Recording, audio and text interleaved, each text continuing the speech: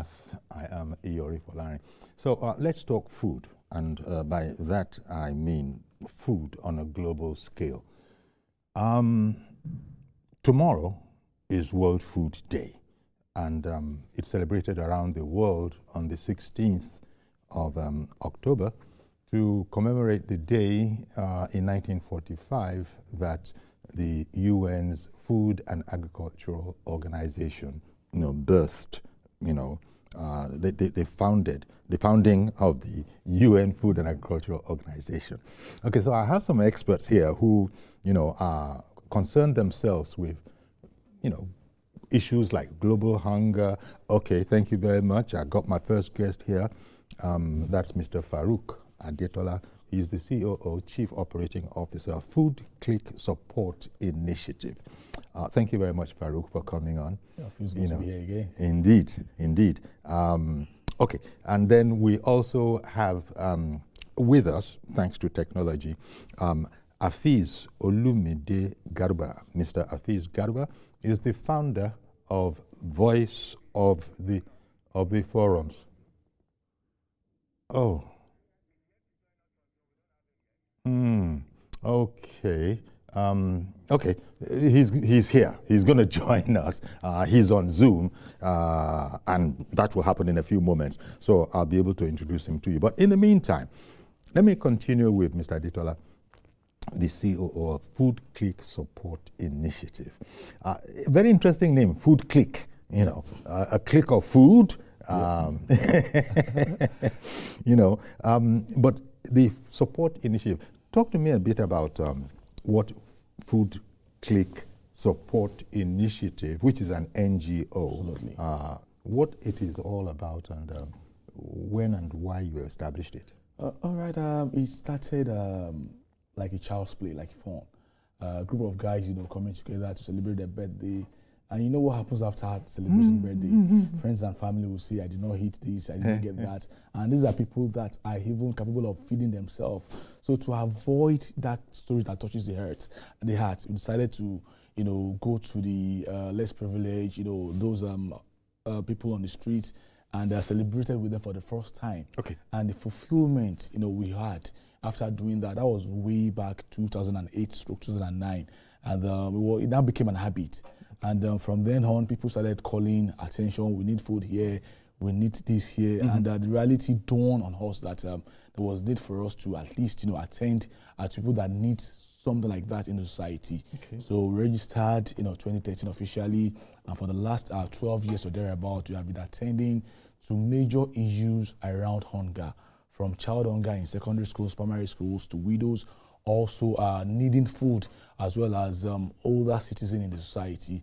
Virtually everyone needs food. Yes, you might have it. There's a difference between having food availability and also affordability. It might be available, but if you don't have enough money to get those food on your own table, it becomes a problem. That's where we come in to ensure that we bridge the gap between those that have and those that cannot fend for themselves. So Food Click is a total organization, not only about just giving food, and also trying to create policy and talk around the issue around how to provide food security to everyone around the country.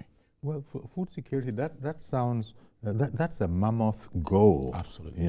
Food security, and being Nigerian yourself and being based in Nigeria, you can attest to a lot of things you've just said. It's one thing for there to be food, it's another thing for it to be affordable. In some cases, there's a shortage of food, and you see, people seem to think that sometimes throwing money at a problem will alleviate it. But I saw you do a quick shake of the head there that not in this case. Yes. It's not going to work like that. Our people, the Yoruba language says, once you remove hunger from among a man's problems, then his poverty is minimal, if at all you're going to talk about poverty. So what can organizations like yours, Food Click support, what can it do? Because we hear that we need in Nigeria to go into large-scale farming. We need to make food, remove food from among our problems. The president says it. Governments, both national and subnational governments, they are devoting attention, resources to it. But people still complain that things are not right in terms of being able to get food for themselves and their family. It's a huge problem that not only one person, not one organization can solve it. The government needs to come into it, from state government to federal government, even local government needs to also participate in it, because you know, we are a people of change, and it's just like you and I in the studio. People are seeing us, but the major people that are making them see us, they don't see them. So that's how it is. So we need to just, you know, try and put as possible to find a lasting solution to ensure that those chains of connections come together. From making food affordable, available to people, it is very, very important. And I like the fact that the government too are also trying to do their own best as well to it. And some few months back, Lagos State had an agreement with so many states around to ensure that food can be a thing of the past for people. But in actual sense, it is very difficult for us to eradicate it completely. But effort needs to be done, needs to be made, so that we can at least reduce that to the barest minimum. And I'm talking about effort like, you know, making our farms available, ensuring that there's food security. In the case where you have farmers, you know, willingly going to the farm and knowing that their produce themselves and also their workers are very safe. You know, the issue of herdsmen and you know, bandits across the country, especially in the northern side of the country, we also need to find a lasting solution so that once we're able to do that, that everybody can go to their farm, you know, feeling safe. Then we can get more than enough, you know, for so many of us. And also, you know, transportation is also under each problem. You know, by the time you're trying to bring food from the farm to the cities, you know, a journey of 2 hours becomes 24 hours, becomes 48 hours. And there's a certain shelf life for those food to spend where they are. So if we're able to reduce that and ensure that the food gets to their destination on time, then also food storage is also very, very important. If you don't store those food very well, it goes back to where they're coming from. It adds to global problem. It becomes, you know, hazardous to the society, and at the same time, you know, it will not be, you know, useful to those that actually need them. So a lot of things needs to be done. I like the fact that here and now people are trying to talk more about, you know, World Food Day. Gone away those days when you really hear people talk about it, but now it's about, you know, a global celebration. Even in Nigeria, here in Lagos State, most importantly, a lot of people are doing a lot to ensure that, you know, food security is a thing of the past. You know, you brought up so many things that I was going to actually touch upon there when we talk about food. First of all, there's the paradox that we don't have enough food. I think most Nigerians would say that to you. But then when you compare that with the amount of food that suffers wastage, you then look at that and say, there's a problem here. Shelf life, perishable foods, these are oftentimes wasted because of, you know, because of the kind of things you talked about just now, road networks, transportation, and that kind of a thing. So it connects with storage. First of all, maybe you have an opinion on the state of our storage facilities or ability. Is it any good? It is very, very poor. It is very, very poor. Even from even homes, various homes as well too.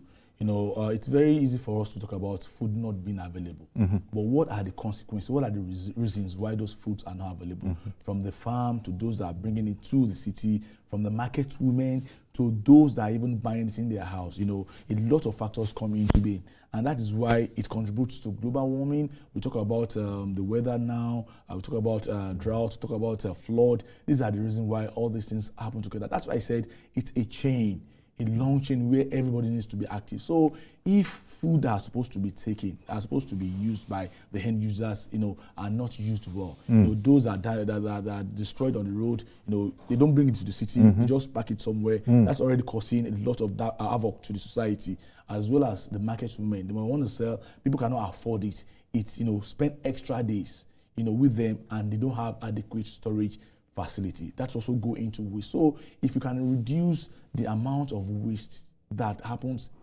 around, with the food, that will also solve a lot of crises. And from those that are even selling as well to, the supermarket, the mall, once, food gets to expiry date, they tend to keep them, instead of trying to make it available, through their CSR program to those that can come and take it and, distribute it to those that need it, but in the end, it goes to waste and, contributes to global warming as well. So I just feel that we need to also advocate, tell a lot of people why we need to desist from wasting food, in our society. Indeed.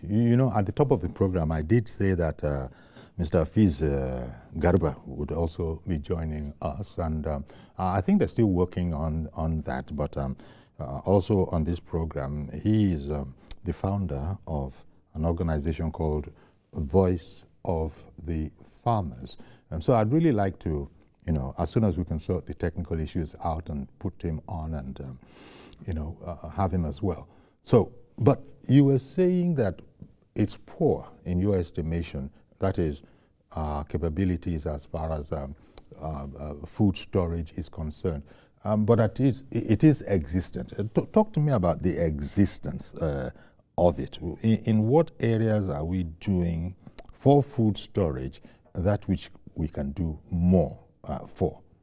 Well, to start with, I think adequate facilities, equipment needs to be provided for the real farmers, because once they harvest their product as well, they need to also keep it properly. If that is done properly and probably loans or subsidized, government subsidized equipment and facilities for them, that will also aid in keeping their items and also their produce quite well. And most importantly, those that are bringing it from the farm also needs to have adequate storage system, like refrigerator. Going those days when you think that that's not possible.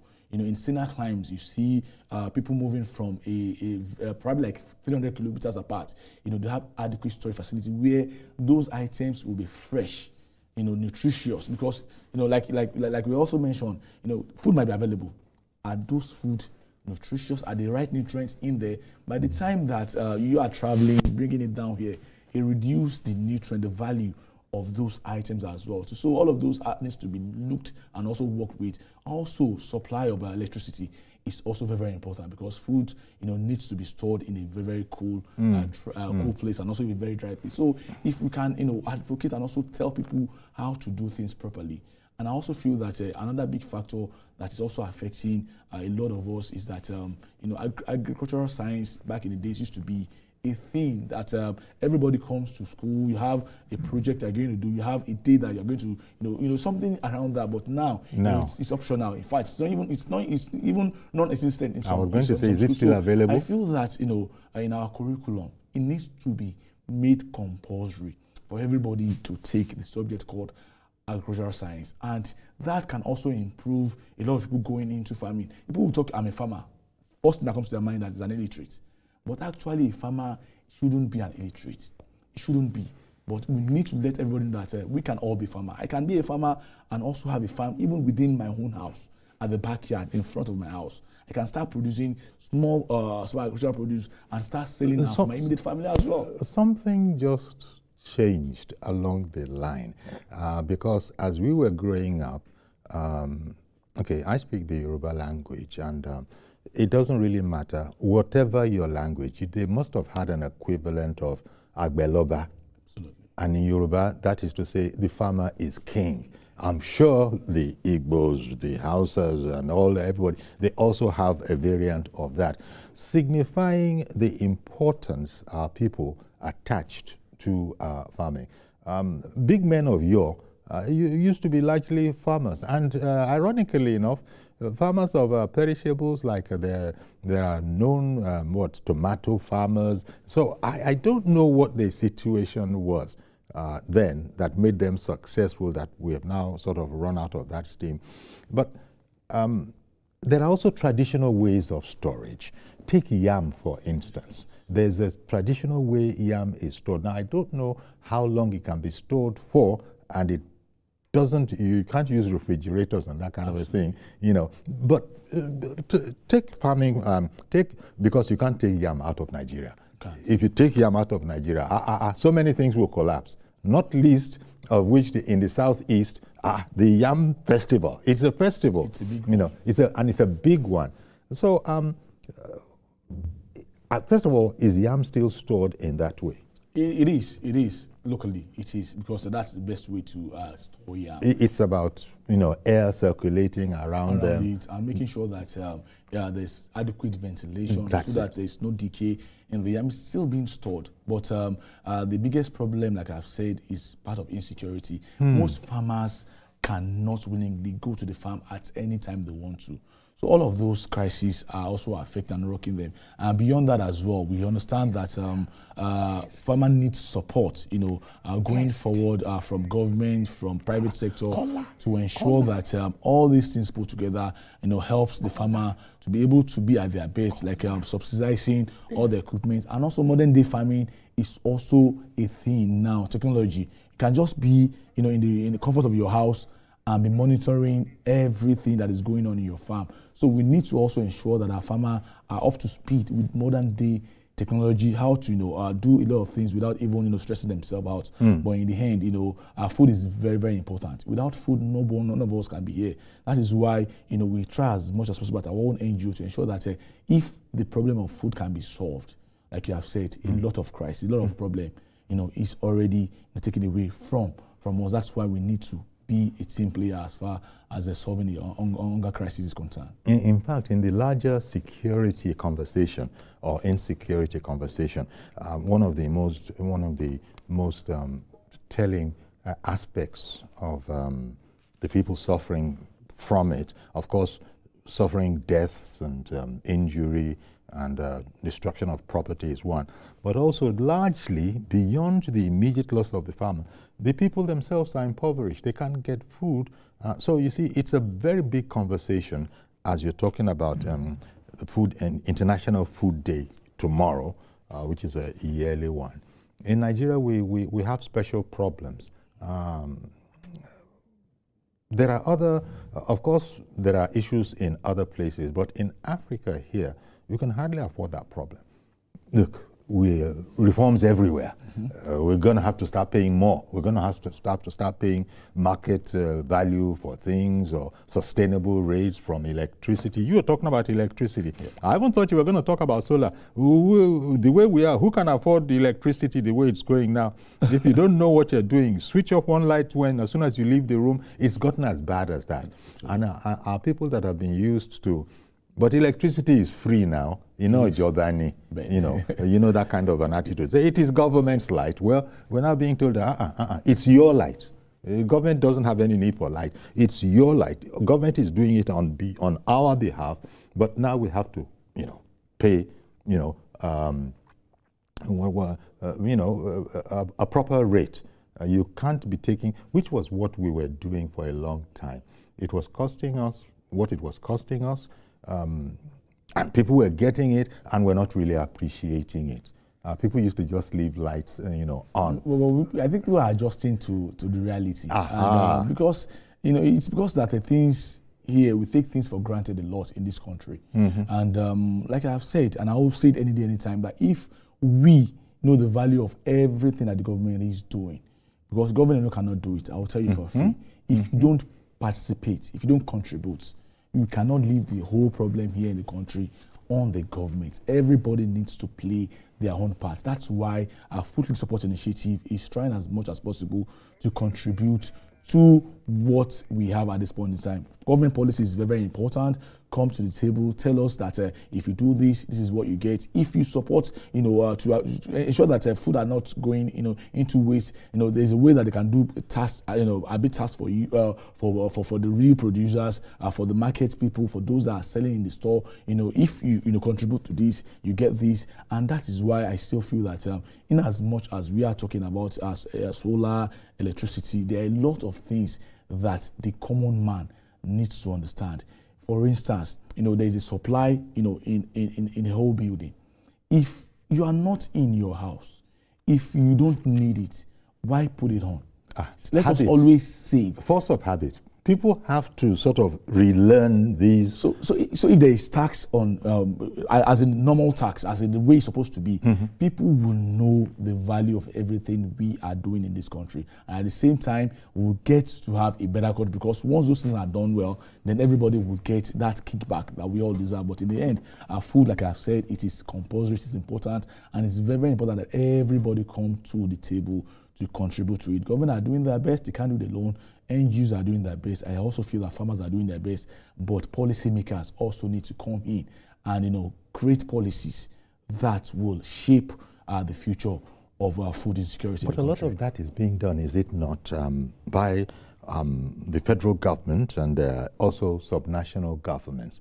A lot of work in that direction is being done, unless you think that there's something they're missing. It's been done, but ignorance is also a big issue. That's why I said that we need to also bring all these things so that people from the young age can know. If this part of the policy is being taught in secondary school, in primary school, via agricultural science, that, okay, for this is what you do, this is what you're supposed to do, it becomes more attractive. Farming is actually a very, very enjoyable exercise. According to even research, the first set of millionaires were farmers, and they are proud one at that, where even a family person will want to have a large family so that they can also even support their activities on the farm. So, like I've said, it is a very, very important course that we need not to, we need to be very, very serious at it and take it very, very seriously so that we can completely eradicate hunger. From last year, it has increased 10%. Talking about people facing hunger, and according to the SDGs, they want hunger to be completely wiped out from the surface of the earth by 2030.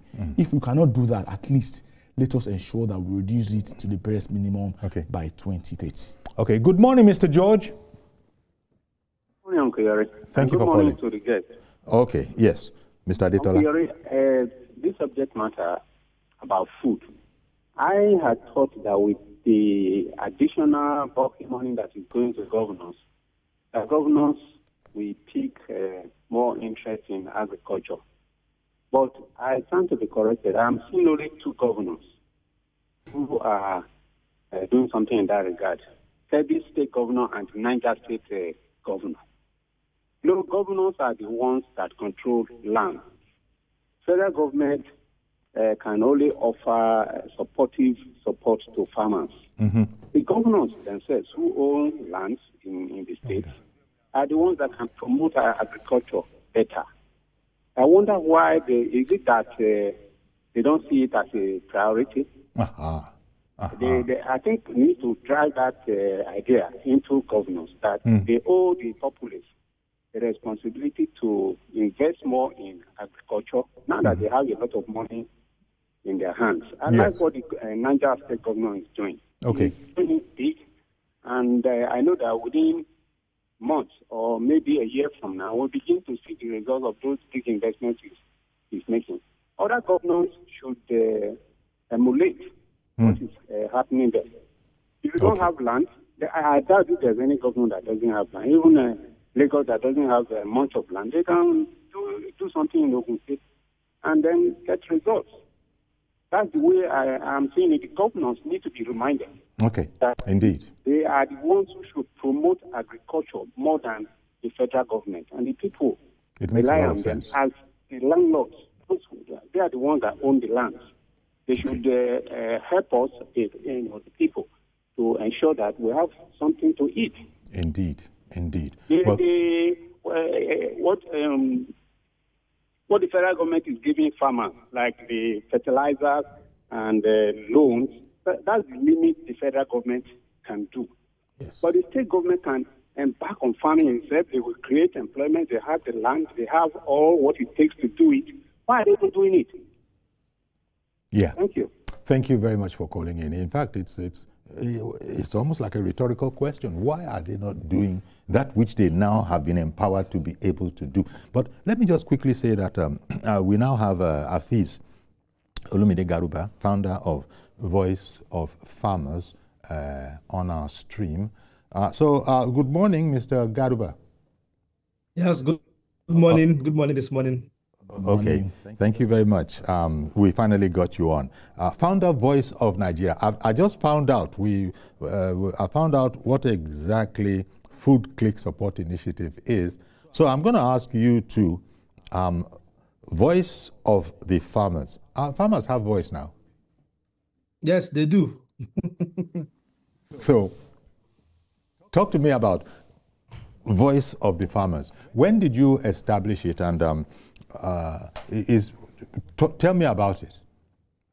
Okay, thank you very much. My name is Garuba Afisolumide, the founder of Voice of the Farmer, and basically what we do at Voice of the Farmer is telling farmer stories. We notice that our farmers are doing a lot of jobs, but some of the challenges they are facing, some of their success stories are not known. You know, the food you eat on your table, that food that you buy in the market, some people are at the back end doing a lot of things about it. So we just take it as our activities, let me say our job, to see how we can share their stories to the world, and not just their stories alone. We share their stories to people that will support them, government, policymakers, NGOs, and people that are doing so much in the agri space. So basically, that is what Voice of the Farmer does. That is what we do by helping farmers to share their stories, to link them to opportunities that is going to assist them in their production.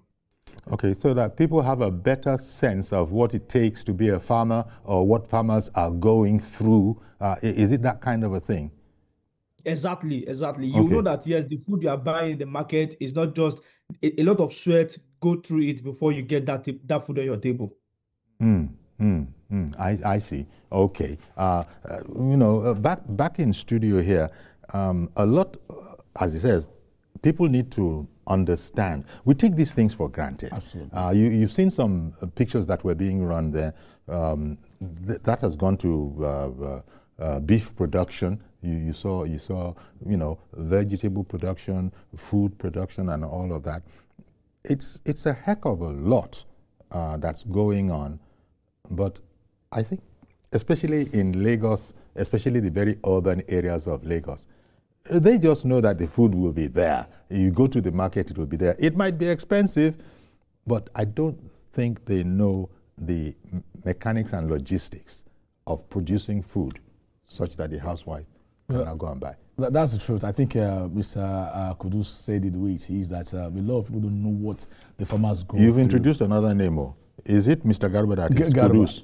Mr. Garba Olumide. But he's also Kudus. Yeah. Okay. So Okay. we don't quite know a lot of what the farmers go through, and because they are the MVP in this chain. Like I've said, they go through a lot, from ensuring that the food are available, in a calendar year. There's some foods that are always available probably in six months, but they try as much as possible to make those food available, to also keep it ready and also very, very nutritious. So I think farmer needs to be celebrated. Whatever we can to support the farmers, needs to be done so that their work can actually be felt more. Because if you don't do a lot to encourage them, to support them, then there's going to be a shortage in production. So what are you saying then about the state of the Nigerian farmer? Is he working very much alone without the required, support? Mr. George, who called in there, says, look, the federal government is doing what it can, Yes. and that's about what they can do, actually, as a matter of fact. But it's up to the governors. I think we need to simplify it, bring it to, let's just break it into units. And I've also said this before as well, to support what Mr. George said, that let us create a policy where every local government will have a farm, in their own state. Imagine in Lagos State, 20 local governments, and every local government have a very big farm. That's also done in every other state.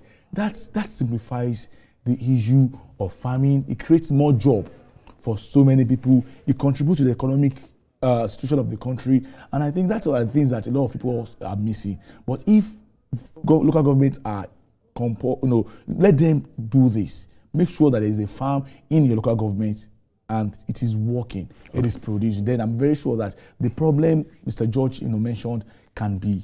So we're really talking to the governors. Thank you, Mr. George, for bringing that up, because land is at their disposal.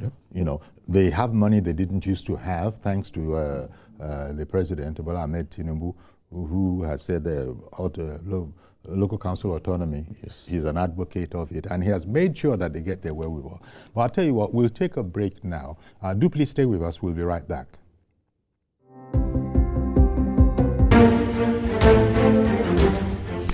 The Renewed Hope Initiative RHI presents the RHI Green Nigeria Challenge. Go green today for a greener tomorrow. This national competition is in 3 categories. The household category is a tree planting competition amongst 11 frontline states in northern Nigeria. Each participating household in Adamawa, Borno, Bauchi, Gombe, Jigawa, Kano, Katsina, Kebbi, Sokoto, Yobe and Zamfara states will plant a minimum of 1 tree to qualify, with a video evidence of before and after the tree planting exercise. 20 million naira will be awarded to the best household. Submission deadline is 20th December 2026. Community category will see local governments, local communities, schools and NGOs reclaim and transform degraded or abandoned areas such as dump sites, landfills, parks and their likes into green, vibrant gardens, parks and eco-friendly spaces. 50 million naira will be awarded to the overall best community group. Deadline for submission is 15th July 2026. State category will have all states of the Federation and the Federal Capital Territory, excluding Enugu State, have a chance to address the growing threats to environmental sustainability and cleanliness. States will be judged based on the number of trees planted on major roads and inner streets and how clean they are. 100 million naira will be awarded to the best performing state. Already, Enugu State has 100 million naira for being RHI's model green state due to its greenery and cleanliness. Video evidence must be submitted by participating states on or before 20th December 2026. All entries must be directed to RHI Office, State House, Abuja, or email rhi.greenchallenge@statehouse.gov.ng. RHI Green Nigeria Challenge. Go green today for a greener tomorrow.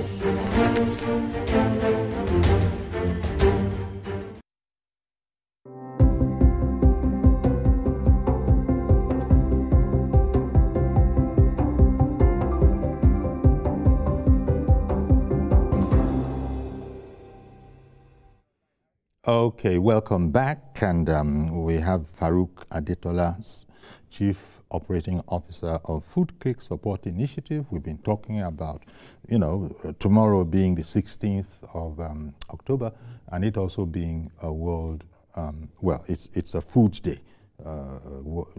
World Food Day.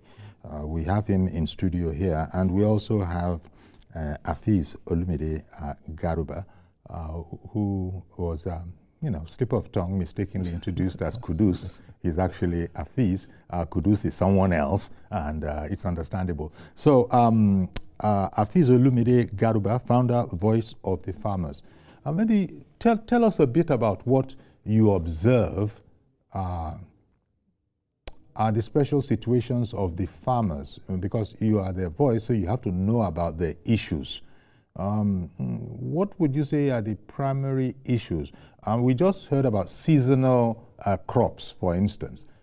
Is there any way that seasons can be extended, or you can actually multiply it and have, two seasons, 3 seasons, for instance?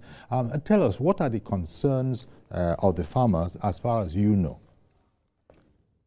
Okay, thank you very much. I would like by starting with this by saying, when you say food production should not be seasonal because hunger is not seasonal. Yes. Every time, every day, people go they say they are hungry. Why do we now say food production should be seasonal? And to me, I don't think there's season for agriculture.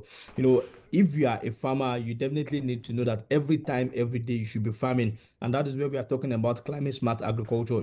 Some of our farmers are yet to still understand that, yes, agriculture, there's still what we call climate smart agriculture, and there's what we call climate change, because it's really happening. You will agree with me that in the month of August, we don't die. We always have what we call August break, but I don't think we have that this year. Is the pattern of the weather has really changed. So as a farmer, you should not believe that there's something we call seasonal, like season, because food production should not be seasonal since hunger is not seasonal. No, what we just need to do as a farmer is just to farm smartly, and that's what we call adopting climate smart agriculture.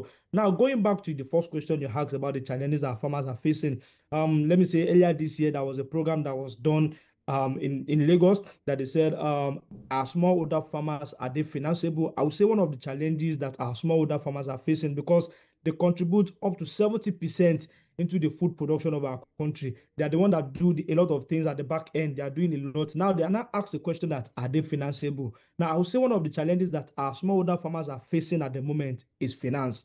Now some of them don't have access to that finance that they need to use to scale up their business. Another challenge that we are facing as a smallholder farmers is what we call post-harvest loss.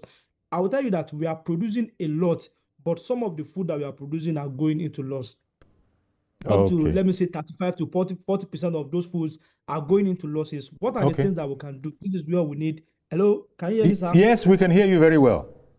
Okay, so what are the things that we can do when it comes to post-harvest loss? Because this is a critical issue that needs to be looked into by the federal government, the state government, even the local government as well. Because when we are producing 100% and 30% of those food are going into waste, if you go to our local market, you will see dump sites where they have food production and they have foods, oranges, they are just there. So what should we do? Now, this is where we need to look into adding value to some of this food as well.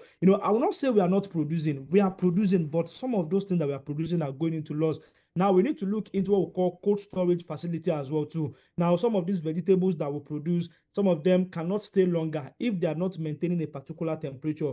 Another thing that we need to look into, which is one of the challenge for our farmers, are security. I think this is just a general issue now. You agree with me that something happened in Kwara State, I think last week or last 2 weeks, where they're talking about attacking them.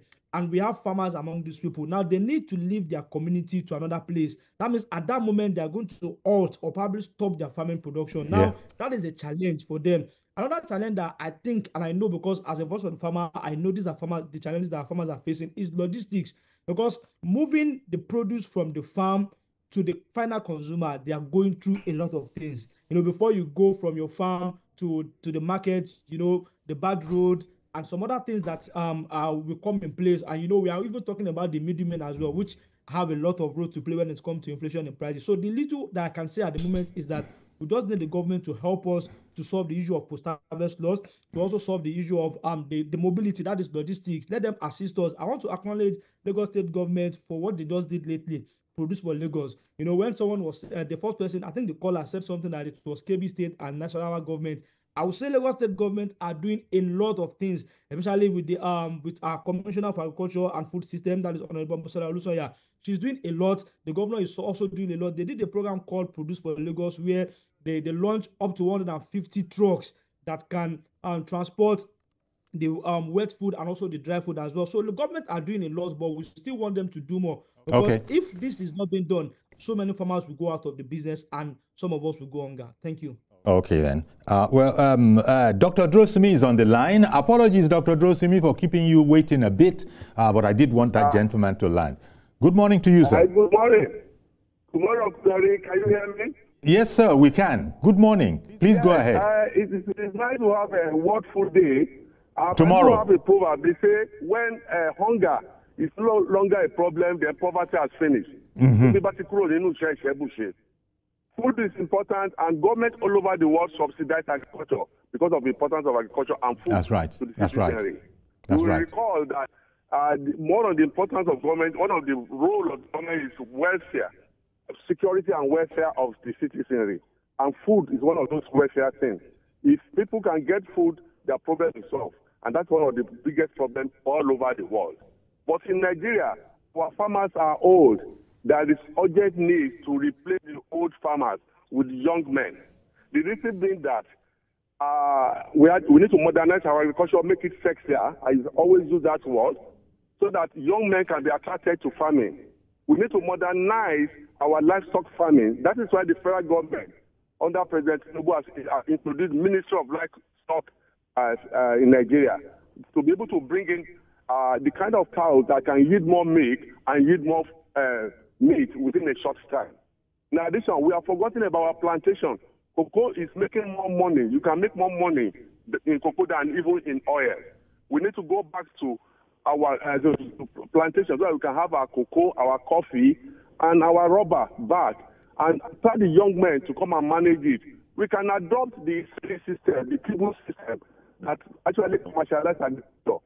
We have the tribal system in Nigeria. We can have the one that will be producing cocoa for Nigeria, producing coffee for Nigeria, and producing rubber. And the same thing on groundnut. In every state, that where they produce groundnut in Kano and in the northern Nigeria, we can still go back to groundnut farming, which can yield our oil, that is the groundnut oil, and export the rest to the world. Agriculture is so important that no government all over the world will play with it. But our governors have to go back. They have the land, they have the resources, they should make food available for Nigerian people. At the same time, we must reduce waste. During the rainy season, we produce enough, but food gets bad because there's no storage system in Nigeria. Okay. We must be able to preserve our food, we must be able to provide roads so that the food produced in rural areas can get to the city before they get bad. And I think the federal government is doing its best, but the state governors and the local government chairman, the subnational government must come out and support the federal government so that we can produce food for Nigeria surplus. Okay. That is my contribution this morning. And I thank you very much for it, Dr. Durosimi. Thank you very much for calling in. Look, let me bring this back to Hafiz Garuba. You just heard the gentleman say, among other things, that our farmers, are old. Some of them are old. Now, as speaking for the farmers, I understand this concept, but is it a stereotype?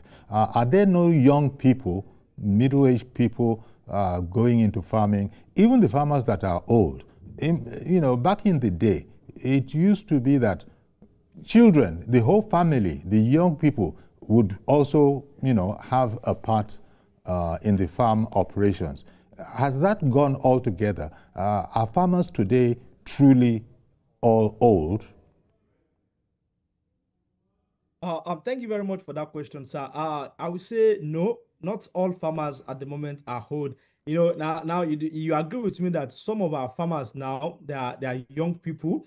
And how do I say that? Because I have proof for it. Now, there is one club in Lagos that we call Agri Innovation Club, which is a club under the Ministry of Agriculture and Food System, where we have young people like under 40. They are the one in that club, and they are all doing great when it comes to food system. Now, I would like to buttress the point that the last caller said about making agriculture attractive, and that is what this administration is doing. Now, we need to let our youth understand that agriculture is one of the sector that accommodates almost everybody. Even if you are in the medical aspect, you are in the engineering aspect, you are in tech world, there is a space for you in the agric space, because we need everybody in the agric space. Now, the moment we let the youth see that, yes, that's your tech that you have, that coding that you have, you can also do something to provide a solution to some of the problems that our farmers are facing. They will know that, yes, agriculture have a space for them. Now, what we just need to do is just let us see that, yes, we make it more attractive. Another thing that we need to do is just that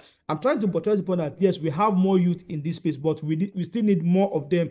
Now, I will try to go into the entertainment world a little bit. When you see something happening in the entertainment world, you see them creating buzz around it. You see them saying so many things about it. I think we need to have that in the agric space as well too. We need to tell our stories. We have so many people that are making it big time in agric space, but just that people are not really seeing them, and that is what we are doing at our own brand. And yes, we are trying to share their stories and let people know that for this person to make it in agriculture, I can also make it as well. So we have so many young people that are coming into agriculture. And I will tell you, recently, we now have more inflow of young people because people are doing so many things in the tech world, like e-commerce, like telling people that, yes, you can get even food, fresh food in your house by just maybe clicking something online. You can do so many things. Some people are going into the waste to wealth in the agric space. So many people are doing so many. So I can tell you that youth are really coming into the agric space and they're taking over from the older generation. Thank you.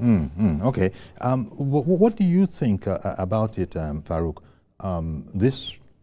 This matter of young versus old farmers, because if they're old farmers, one day they will have to retire.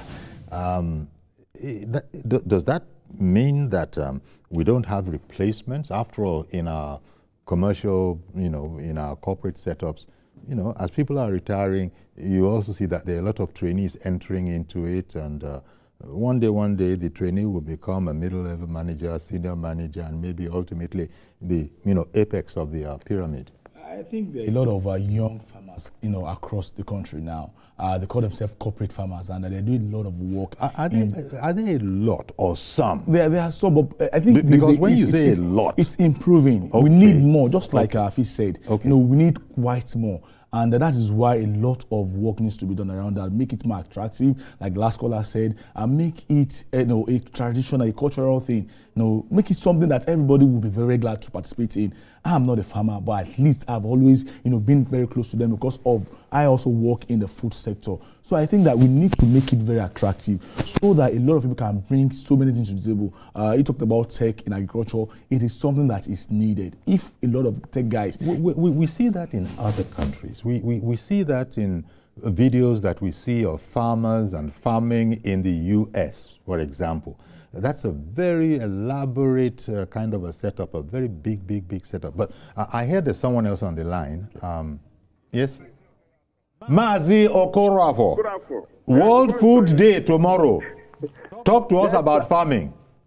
Yes, Sayori, you see, when we talk about World Food Day, honestly, you see, food is an essential ingredient that somebody must eat food. Whether you are fasting or you are fasting, whether you are general or not, you must eat food. But the question is this. In Nigeria, we have all it takes to satisfy all the population we have in this country and still export and stock. But in Nigeria today, we have the food. But the storage facilities is the major problem Nigeria is facing. There is no, like, let me take, for example, my own Aruchuku, Atani village. You should, so when you talk about plantation, in terms of plantains, they are all there. But how do we transport this into urban area is a problem.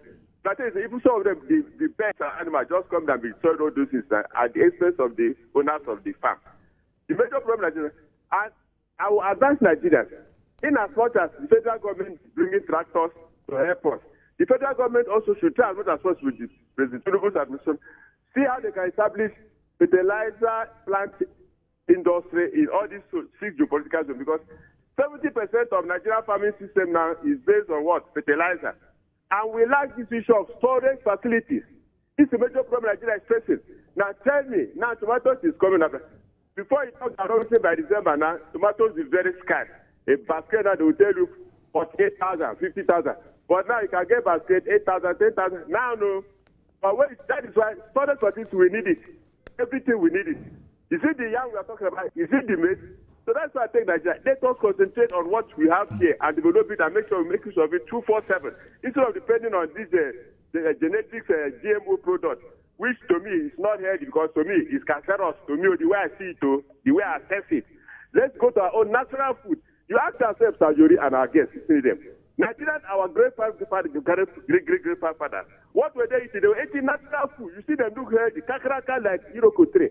But here now, people are this, but they notice. You see people moving like I think Dan Global, which is not healthy. Honestly, so if man come to Nigeria, extract our raw material, so-called food, and go to outside and manufacture drugs and send it back to us. Does it make sense? No. Let us make use of it. We have Sayori. We thank God for Tinubu's administration. Honestly speaking, food is here in Nigeria. Let us do what? Harness it, make use of it to serve our own 247. And all these bandits and criminals that are in the bush, they should allow the Nigerian farm to be free so that we will produce more food. Good morning, sir. Good morning, again. Thank you very much, Mazi Okorafo. It occurred to me as he was speaking, how about, you see, there's a way we do traditional farming, and I don't know how much research is backing that. So the way that our fathers were doing it maybe 100 years ago, it might be that we're not too far away from that right now. So I wanted to ask if you have observed any movements along the lines of studies. There still is, I believe, the Institute of Tropical Agriculture and maybe other such science-based bodies. Are they making any difference? They are making headways. That's why I said that we need people to come into that space as well. We cannot, be just pragmatic because our forefathers did it this way. We have to also remain that way. That means that we're not improving the yields that we have. Like he said, farming cannot be seasonal because hunger is not seasonal. So we need to be very, very active. Technology needs to be brought in, equipment needs to be improved. In fact, from the research I did, you can sit down in the comfort of your house with your laptop in front of you and monitor everything that is happening on your farm. You don't have to have a large farm for you to start producing on a regular basis. There is a, so I think we just need to exploit all these, options that we have, and the only way we can do that is to make it very attractive, make it affordable for people to farm, and also ensure that the number of foods that go into waste, we cannot afford to let it to improve, because if it continues to mount on, it's going to contribute to the climate change, it's going to contribute to the global warming, and a lot of crises can ensue from there. But if we have proper policies, a lot of people are working around the right thing, making sure that all these things are put together. I tell you for free that even before 2030, we'll be celebrating a hunger-free nation. Okay, Mr. Garuba, bringing that over to you, we seem to be doing well in terms of additional areas of agricultural farming that have sort of evolved. I'm talking here about fisheries. You look on YouTube and you see a lot of traditional farmers. Maybe there are many of them that are not even coming on YouTube, but they are showing us what it takes nowadays, and that they are producing fish, for example. I know that, what is the, then there's poultry, then there's also cattle rearing, which we already know of, but people doing it within enclosures. Can you just add to that conversation? We have very little time left, but I wanted to hear from you on this particular aspect. If I get the question right now, are you talking about the other value chains that we have in the agri-space? No, not value chains as contributions to the food supply via fisheries. I think is the most outstanding in terms of it's new. It's new, relatively new. In the past 10, 15 years, now people have their own ponds and that kind of a thing. Yes, I agree with you because now so many people are doing fish farming, and I will still tell you that even in that sector as well, we have some of the talent, we have some challenges that we are facing, because I am a fish farmer. I have ponds that I do catfish very well, and I have so many friends that are doing tilapia. So recently they had another ministry, that is Ministry of Marine and Blue Economy, and that is where we have aquaculture. That is where we are talking about the fish farming. So I can tell you that yes, fish farmers are doing a lot. But one challenge that we have currently in that sector is markets. Now, we are producing a lot of fish, and that was what informed you that you say, yes, people are doing so well, because you go on social media, you see fish, you see different fish. But now, deep down, the challenge we are having in the fish sector, especially aquaculture sector, is market, access to market. Okay. Now, when you have more production, and where are you supposed to sell your fish to? Okay. And that is where we now come into the aspect of adding value to it now, because when the fish get to a particular level and you feed them, especially when they are still live, you need to continue feeding them, and the cost of feed is very, very expensive. It's astronomical. It is astronomical. Yes, exactly, it is very, very expensive. You can see that even at the moment, the thing is just that as some people are moving out of the business, some people are coming into the business. Some are leaving the business because the feed is very expensive. Now some are coming into it because they have the investment. Now, but I will not just to provide a solution to this. So many people. Well, we don't have all the time for a solution, but I want to thank you very much. I want to thank you very much, both of you gentlemen. I want to thank you very much, Mr. Afeez Garuba and Mr. Farouk Adetola. Thank you for coming along and reminding us, as it were, about the importance of food and the efforts, and also that which remains to be done. Thank you very much, both gentlemen, for coming along and speaking to us. Tomorrow, October 16, is World Food Day, and that's why we're talking about it today. Okay, we're going to have to leave it here. But do please join us tomorrow for a fresh edition of the program. I am Yori Folarin. Bye-bye for now.